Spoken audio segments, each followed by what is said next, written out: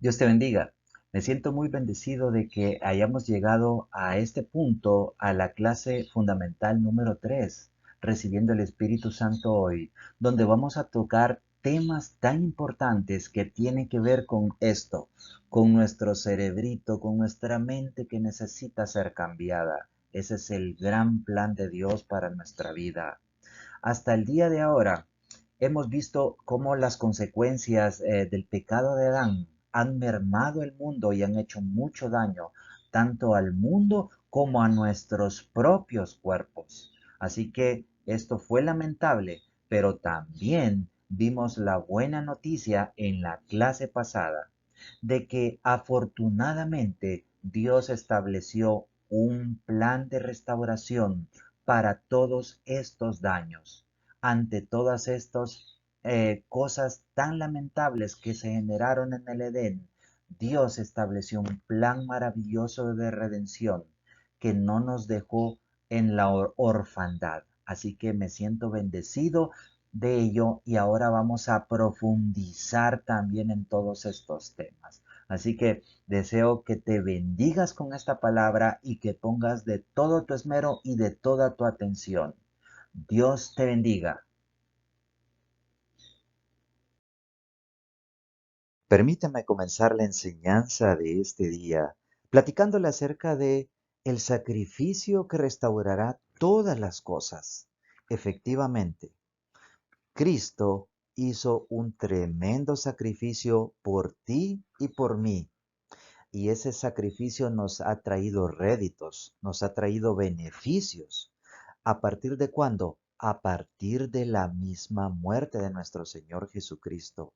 Ha comenzado a restaurar todas las cosas y lo seguirá haciendo aún hasta su regreso por nosotros. Por eso quiero que me acompañes al libro de Colosenses, por favor. Colosenses 1:20, vamos a leer del 20 hasta el 22. Dice ahí en pantalla Colosenses 1:20, y por medio de él, es decir, de Jesús, reconciliar consigo todas las cosas, así las que están en la tierra como las que están en los cielos, haciendo la paz mediante la sangre de su cruz. Gloria a Dios por esto. Esto quiere decir que Cristo ha comenzado a reconciliar, es decir, que estaban irreconciliadas. ¿Desde cuándo se irreconciliaron todas las cosas? Es correcto. Desde el pecado de Adán en el Génesis se comenzaron a irreconciliar todas las cosas y gracias a otro hombre se comenzaron a reconciliar de nuevo. ¿Cuántas cosas? Todas. ¿Qué significa esto? Resumen de todas. La tierra que fue declarada como maldita, cuando Dios dijo, maldita será la tierra por tu causa. Y el hombre cuando perdió el Espíritu Santo. Y cuando Dios le decía a Adán, ¿dónde estás tú? Era porque precisamente la identidad espiritual en el hombre y la mujer había desaparecido. Así que gracias a Cristo comienza ahora un proceso de reconciliación que ha permitido obtener la paz con Dios, la paz entre nosotros y Dios, gracias a la sangre de Cristo Jesús. No sé qué provoca esto en ti, pero al menos en mí provoca un eterno estado de agradecimiento, un profundo estado de agradecimiento porque Cristo lo hizo de manera voluntaria, sin que nosotros se lo pidiéramos. Versículo 21. Y a vosotros también, que erais en otro tiempo extraños y enemigos en vuestra mente, nos está hablando a nosotros, haciendo malas obras, ahora, fíjate bien, ahora os ha reconciliado. Estamos reconciliados con Dios y ni siquiera valoramos ese bendito estado de reconciliación en el cual Cristo nos ha puesto. Quizás le damos más valor a la comida, quizás le damos más valor a ir al cine, quizás le damos más valor a las cosas de la vida y no estamos valorando y siendo profundamente agradecidos por lo que Cristo logró con nosotros. Eso es parte de la renovación de nuestra mente. Versículo 22. En su cuerpo de carne, refiriéndose a Cristo, por medio de la muerte, porque Cristo murió.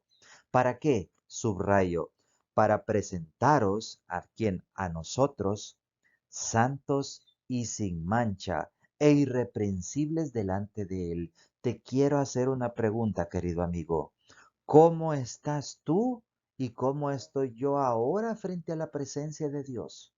Después del sacrificio de Cristo, ¿cómo estamos ahora que somos hijos de Dios? Ahora que confesamos con todo nuestro corazón lo dicho por Romanos 10:9. ¿Sabes cómo estamos? Santos, sin mancha y sin reprensión delante de Él. Quiere decir que cómo nos mira Dios, como santos. Es increíble, porque la santidad no es por lo que tú hagas, sino por lo que Cristo hizo. Sin mancha significa sin suciedad. Estamos limpios ante Dios. E irreprensible significa que Él ya no nos puede reprender. ¿Te recuerdas cuando reprendió a Adán y Eva allá en el Génesis y los expulsó del paraíso? Tremenda reprensión. Ahora te digo algo, tú y yo ya no podemos ser reprendidos a pesar de ser nietos de Adán y nietos de Eva. Ya no tenemos reprensión. ¿Gracias a quién? Gracias a Cristo Jesús. Te pregunto, ¿estás agradecido por lo que Cristo logró en ti? ¿O todavía no has llegado a esa dimensión de agradecimiento? Porque si eso todavía no ha sido, ya va siendo hora que lo hagamos. ¿Qué pasará entonces, querido amigo, mientras llega el tiempo de la restauración plena del mundo? Porque si bien es cierto, el mundo ha comenzado el proceso de restauración y el cuerpo también de Adán ha comenzado el proceso de restauración a partir de la muerte de Cristo. Mientras tanto, Dios nos ha dado el Espíritu Santo en tu corazón y en mi corazón como la garantía de que vamos a recibir todos estos beneficios. Y te dejo de tarea que leas el libro de Efesios, capítulo 1, versículos 13 y 14, para que veas la garantía de la resurrección, la garantía de la restauración de todas las cosas, la garantía de nuestro nuevo cuerpo. Toda esa está garantizado por medio del Espíritu que tú y yo recibimos con la confesión de Romanos 10:9. Gracias a nuestro querido Dios.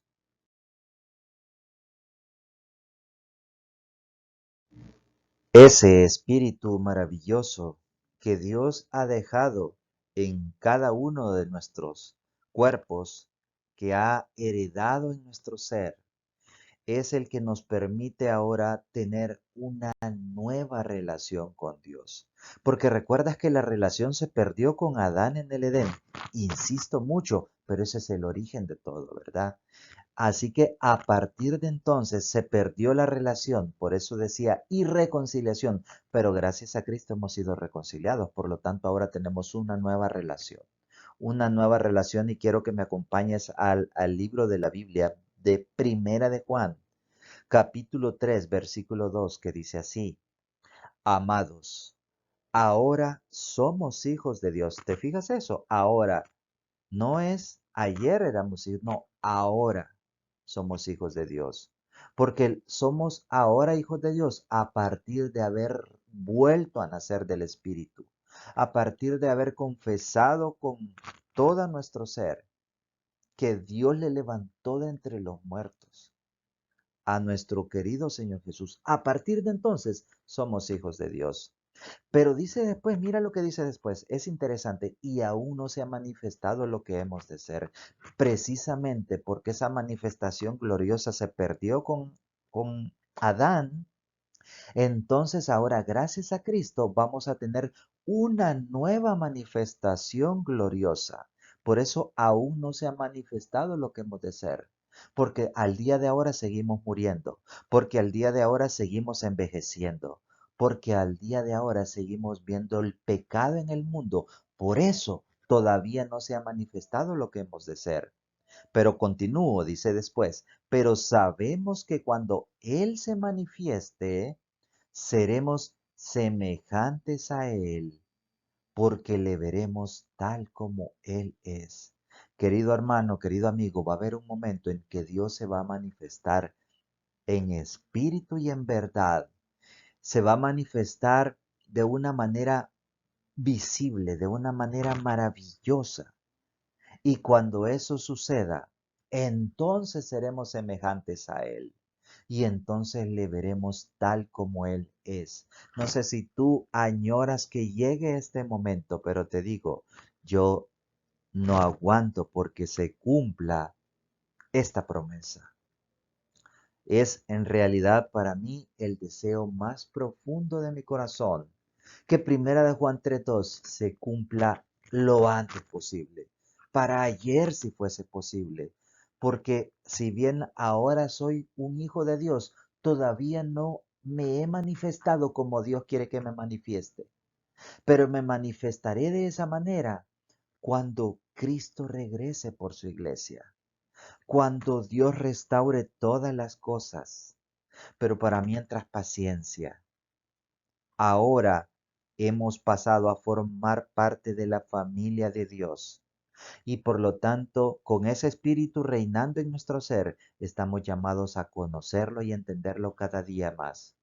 El Espíritu Santo en tu cuerpo es la clave para el entendimiento de Dios. Sin el Espíritu Santo dentro de tu ser, te era mucho más difícil comprender a Dios. Ahora Dios te ha dado un vehículo para que Él se dé a conocer más fácil en tu vida, para que Él se revele de una manera más poderosa en tu ser. Así que yo te digo hoy, valora el Espíritu Santo que has recibido y ahora entrégate a Él. Trabaja en equipo con Él y permite que Él fluya en tu vida. Si eso es así, entonces tú tendrás una nueva y magnífica relación con Dios. Deseo concluir la idea de la diapositiva anterior con este pensamiento. Si no sabemos quién es Dios, no sabremos lo que tenemos derecho a recibir de parte de Él. El conocimiento de Dios es entonces, querido amigo, querido hermano, la clave de nuestra bendición. Hay que conocerlo, hay que estudiarle a través de la palabra para que sepamos lo que tenemos derecho a recibir de parte de Él. ¿Y por qué tenemos derecho a recibir algo de parte de Él? Porque ahora nos ha dado su espíritu, porque ahora somos sus hijos y porque ahora pasamos a formar parte de su familia. Y cuando somos miembros de una familia, tenemos derecho a abrigo, tenemos derecho a comida, tenemos derecho a bienestares, tenemos también obligaciones que cumplir, por supuesto. Pero ¿cómo vamos a saber todos esos beneficios si no queremos conocer a Dios y no queremos aprender de Él? Así que te dejo esta reflexión, por favor, para que medites profundamente en ella. Ahora que tenemos el Espíritu Santo dentro de nuestro ser, estos versículos y muchos de los que vamos a comenzar a estudiar a partir de ahora van a tener un nuevo sentido para tu vida. Una nueva comprensión va a comenzar a darse en tu corazón, porque el Espíritu Santo nos va a ayudar a comprender la palabra de Dios de tal manera que la vamos a tener como una herramienta de trabajo para nuestra vida diaria. Fíjate ahora lo que dice en Juan 10:10, y esta es una de las declaraciones más poderosas que Cristo hizo en su ministerio en la tierra. Juan 10:10 dice así: el ladrón no viene sino para hurtar y matar y destruir. Y después dice Jesús en contraposición a ello: pero yo he venido para que tengan vida y para que la tengan en abundancia. Te pregunto yo, ¿cuál es el trabajo del ladrón? O más bien, ¿quién es el ladrón? Esa es una pregunta. El ladrón definitivamente es Satanás, porque en la Biblia se le conoce como el ladrón, se le conoce como el hurtador, se le conoce como la serpiente, se le conoce como el dragón, se le conoce de tantos nombres y este es uno de los nombres adecuado a sus funciones. ¿Qué es lo que viene a hacer el ladrón? Hurtar, matar y destruir. Por favor, no se te olvide esto. ¿Por qué? Porque a partir de ahora, cuando tú veas estas acciones, hurtar, matar y destruir, por favor no se lo achaques a Dios. No culpes a Dios por estas cosas, como el mundo sí lo hace. Ah, es que Dios quiso que muriera fulanito de tal. Es que Dios permitió esta destrucción y estamos entonces viendo de que estas son tareas de Satanás, acciones con las que se divierte Satanás y se divierte también viendo cómo la gente culpa a Dios por ellas. Así que por favor comienza a hacer una clara división en tu mente. Y también mira lo que dice, lo que Dios sí hace, porque Cristo lo declaró. Pero yo he venido, dice Cristo, en representación de su Padre. Yo he venido ¿para qué? Para que tengan vida y para que la tengan en abundancia. Por supuesto, si con el Espíritu Santo dentro de nuestro ser, ahora podemos tener esa vida y conocerla. Ahora nosotros podemos renovar nuestro corazón y empezar a entender esa vida en abundancia que comienza desde el espíritu y que se expande hasta cada célula de nuestro ser.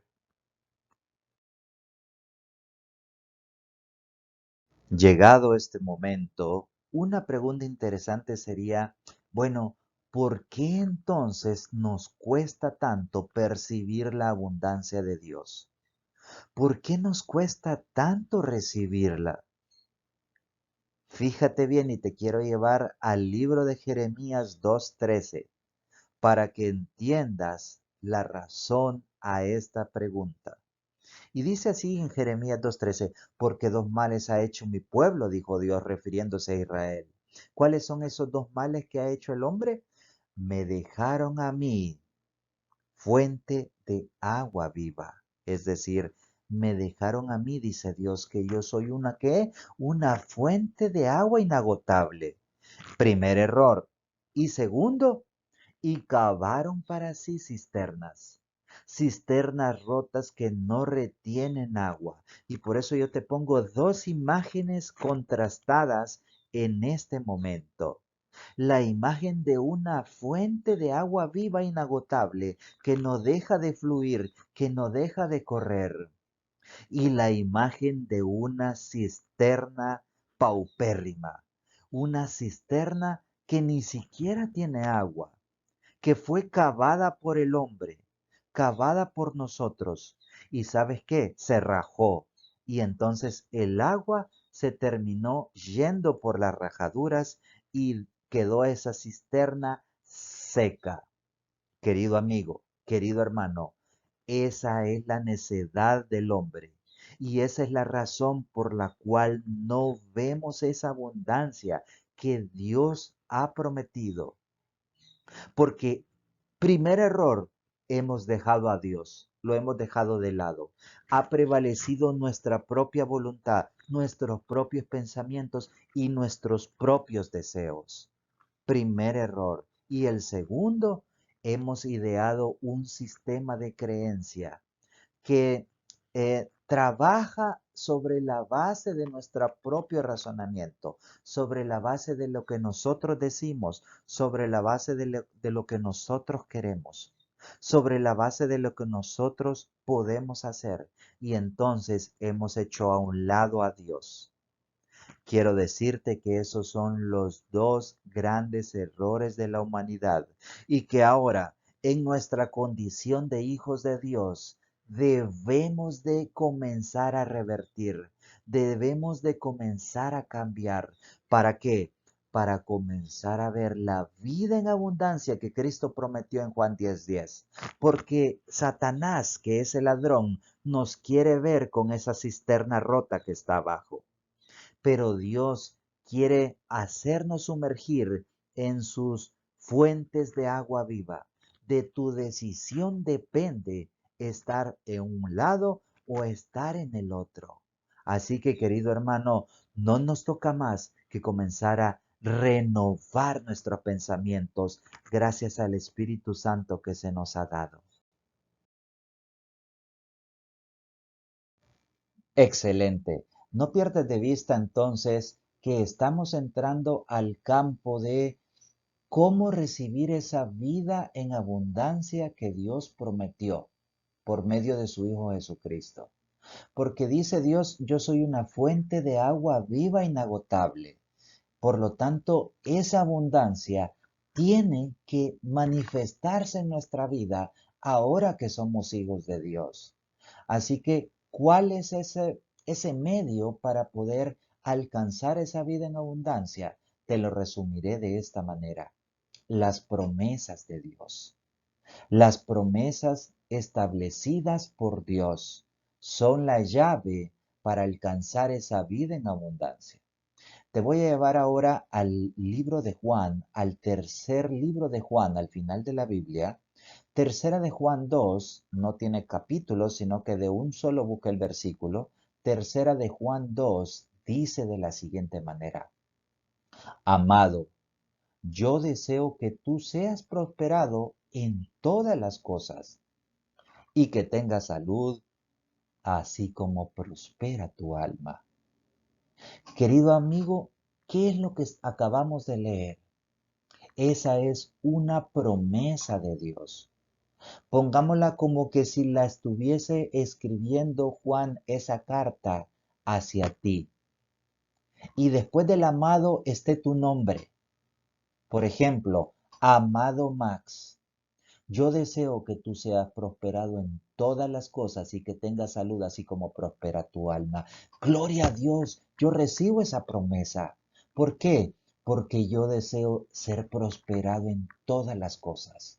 No solo en lo material, que es en la parte donde tenemos un talón de Aquiles.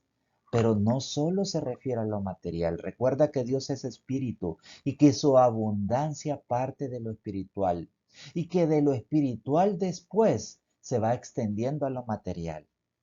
Así que no solo codiciemos lo material primero, sino lo espiritual primero, para que después vengan todas las demás cosas, como decía el primer y grande mandamiento. ¿Te das cuenta?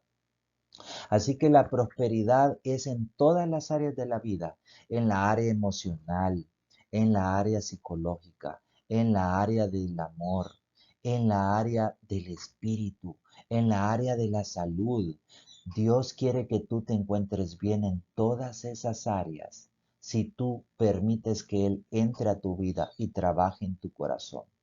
Y que tengas salud, así que cuando tengas enfermedad no le digas, Dios, tú me estás probando, porque entonces fuera contradictorio a lo que aquí dice. Dios desea que yo tenga buena salud, de la misma manera como desea que prospere mi alma, que prospere mi vida.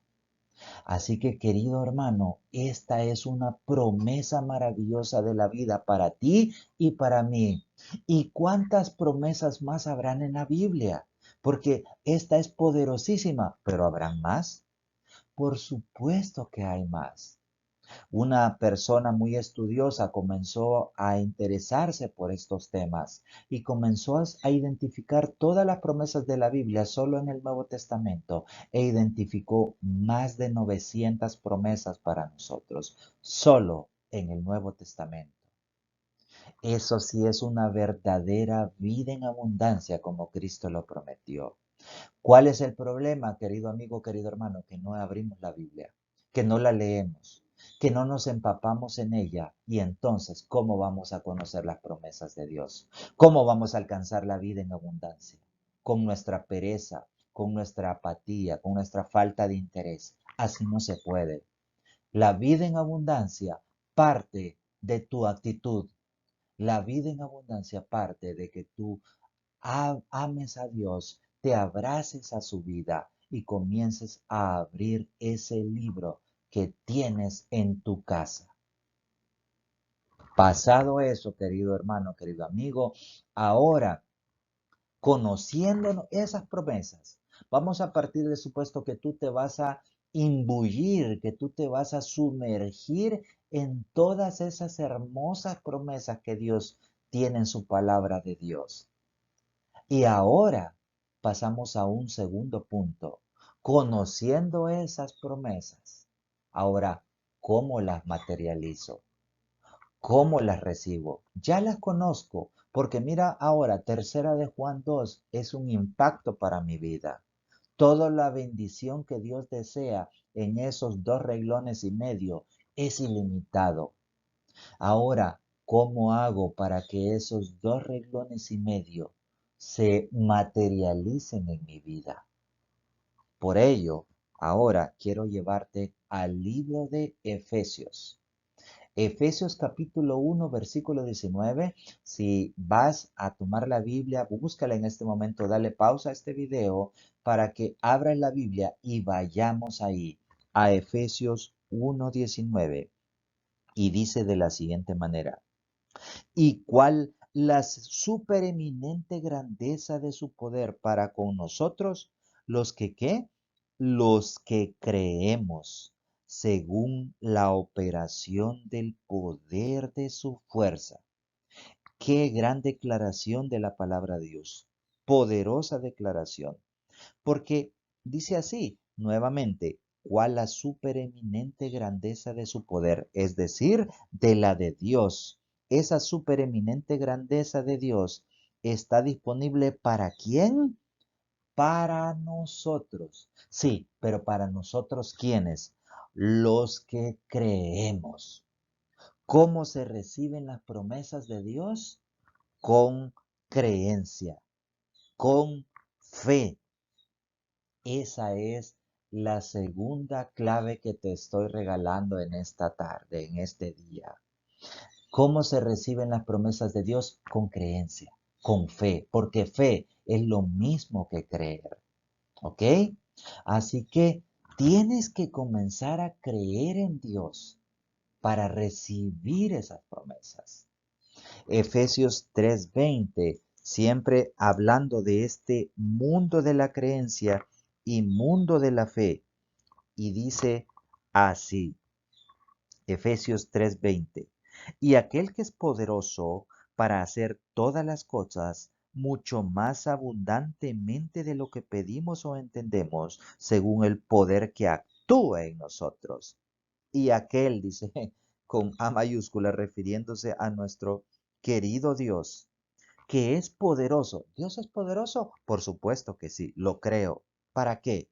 Para hacer todas las cosas mucho más abundantemente de lo que pedimos o entendemos. Es decir, Dios tiene la capacidad para darnos más de aquello que nosotros podemos pedir, más de aquello que nosotros podemos razonar. ¿Sabes qué? Pero va condicionado al poder que tú tienes dentro, a ese poder que tú debes de actuar. Ese, querido hermano, es el poder de la fe en el Espíritu Santo. Es el poder de la creencia por medio del Espíritu que Dios nos ha dado. Así que si no utilizamos esa creencia y si no utilizamos ese espíritu, entonces esa, esa cascada que decía ya Jeremías, que fluía para darnos vida y vida en abundancia, como lo decía Cristo en Juan 10:10, entonces no va a fluir, entonces no va a generarse. Por lo tanto, la bendición de Dios está condicionada a nuestro actuar, a nuestra fe, a nuestro espíritu y a nuestro amor por Dios.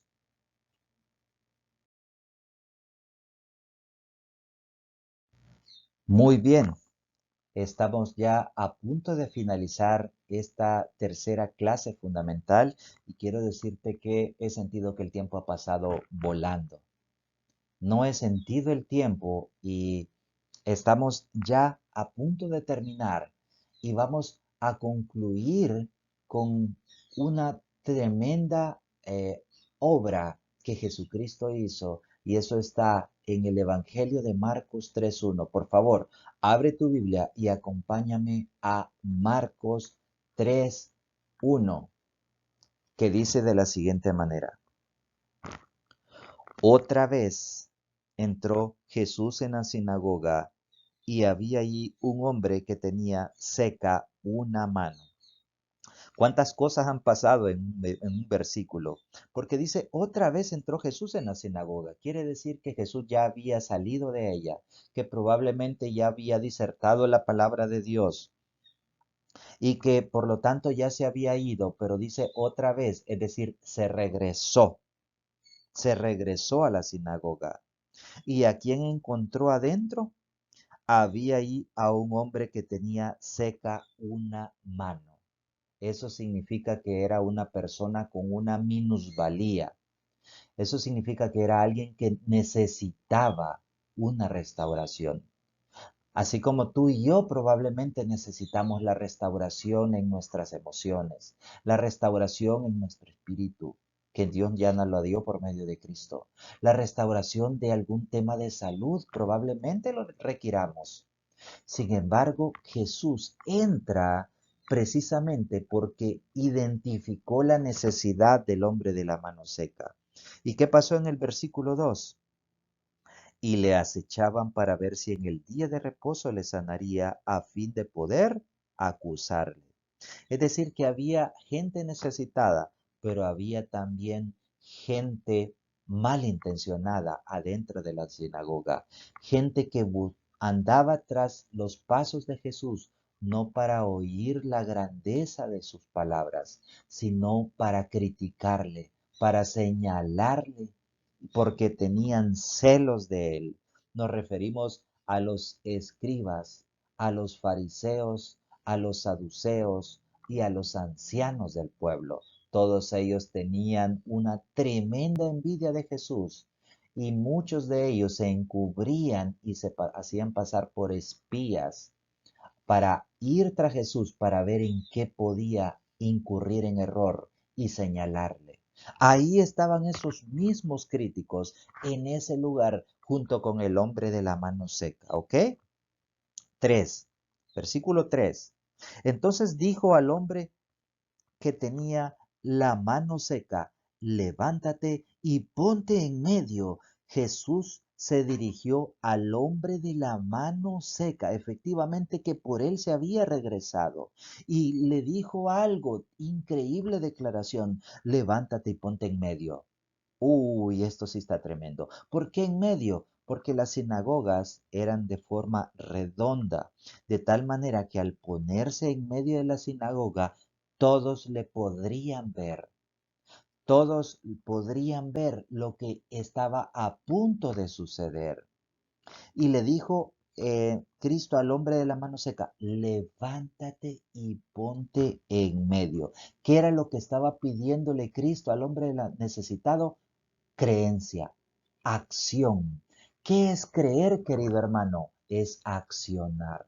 Si nosotros decimos que tenemos fe en Dios, pero no nos movemos, pero no nos levantamos, pero no nos ponemos en medio, eso significa que nuestra fe es mentirosa. Así que a partir de ahora, guarda esto en tu corazón. Si tú dices que tienes fe en Dios, entonces acciona en la medida de sus promesas. Acciona con la misma fuerza de las promesas de la Biblia.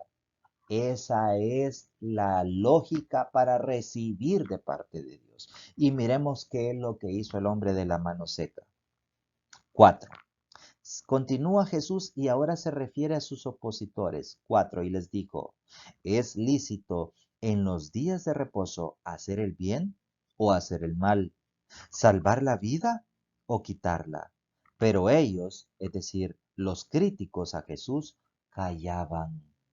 Mire qué tremendo, Jesús desafiando a sus opositores por medio de el gran milagro que se va a operar en este momento. 5. Continúa Jesús mirándolos alrededor con enojo, entristecido por la dureza de sus corazones. Y con ese supuesto, con ese ambiente tan tenso, pero a la vez tan lleno de fe por Jesús, dijo al hombre de la mano seca, extiende tu mano. ¿Y qué fue lo que pasó? Dice después en el 5, y él la extendió y la mano le fue restaurada sana. Gloria a Dios por todo esto. Querido amigo, querido hermano, la palabra de Dios nos está dando una gran lección de cómo recibir las promesas de Dios. Estas se reciben con fe, con creencia, lo cual es acción. Si no hay acción de nuestra parte, no habrá recibimiento de la voluntad de Dios, recibimiento de las promesas, porque ya vimos que Dios es poderoso para hacer todas las cosas, aún mucho más abundantemente de lo que pedimos o de lo que creemos. Pero si no obra la fe en nosotros, nosotros cortamos el ciclo de bendición. Cortamos el chorro para abrir esa agua en abundancia que Dios ha prometido. Y mira lo que hizo el hombre de la mano seca. ¿Cuántas acciones hizo para alcanzar su bendición? En primer lugar, en el versículo 3 le dijo, levántate y ponte en medio. El hombre, ¿qué hizo? Efectivamente obedeció. Dejó de estar sentado y se puso en el centro. Él no dijo, ay, es que me van a ver, es que me van a criticar si me pongo en medio, es que me da pena, es que me da miedo. Todas esas son cosas que nos asaltan a nuestro corazón en el día a día, pero quiero decirte, límpiate de esas cosas si quieres recibir las bendiciones de Dios.